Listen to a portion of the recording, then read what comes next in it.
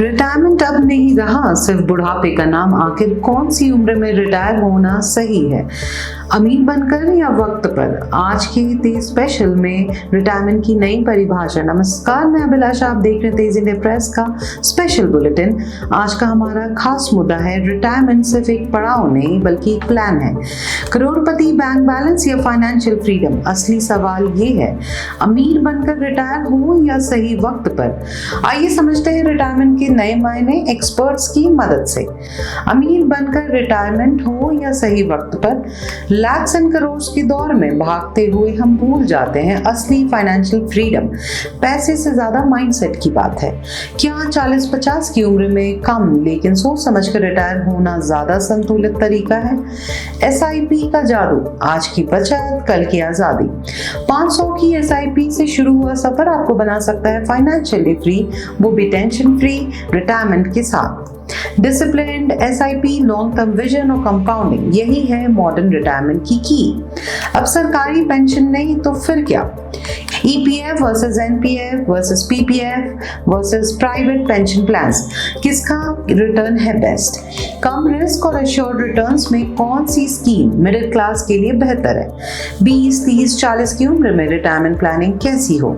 हर दशक की अपनी स्ट्रैटेजी होती है। जो 20s में एग्रेसिव SIPs है वही 40s में एन्युटी बन जाती है। फ्रीलांसर या क्रिएटर हैं तो रिटायरमेंट प्लान जरूरी है।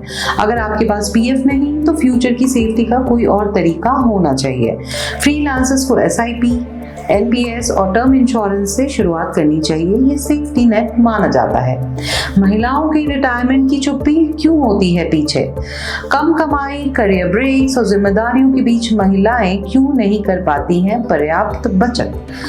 तो हमारी सजेशन है, जॉइंट प्लानिंग करिए, डेडिकेटेड रिटायरमेंट फंड्स और अवेयरनेस, यही है वुमेन फाइनेंशियल इंक्लूजन की चाबी। रियल एस्टेट या रिटायरमेंट फंड, पैसे कहाँ लगाएं? ब्रिक एंड मॉर्टर या म्यूचुअल फंड पोर्टफोलियोज? चलिए जानते हैं एक्सपर्ट्स की राय। Property gives emotional satisfaction but funds offer liquidity and compounding.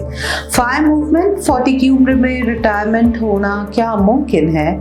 Financial independence, retire early, America से उठी ये लहर अब भारत में भी चलन है। इंडिया में low cost living, high savings rate और टैक्स सैलरीज इसे पॉसिबल बनाते हैं। But discipline is the key. पैसे के बाद क्या? रिटायरमेंट की मानसिक पहलू। रिटायरमेंट सिर्फ सेविंग्स नहीं, पर्पस और रूटीन का भी सवाल है। रिटायर्ड लोग अगर मेंटली प्रिपेयर ना हो तो डिप्रेशन और लोनलीनेस कॉमन है। दुनिया कहाँ पहुंची और हम कहाँ हैं?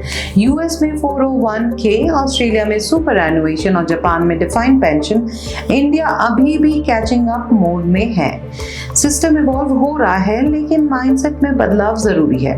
रिटायरमेंट कोई इमरजेंसी नहीं, एक जर्नी है जिसे स्मार्ट प्लानिंग, राइट टूल्स और सही सलाह से सुखद बनाया जा सकता है। मैं अभिलाषा, मिलती हूँ नए एपिसोड। तब तक इन्वेस्ट स्मार्टली, रिटायर फ्रीली।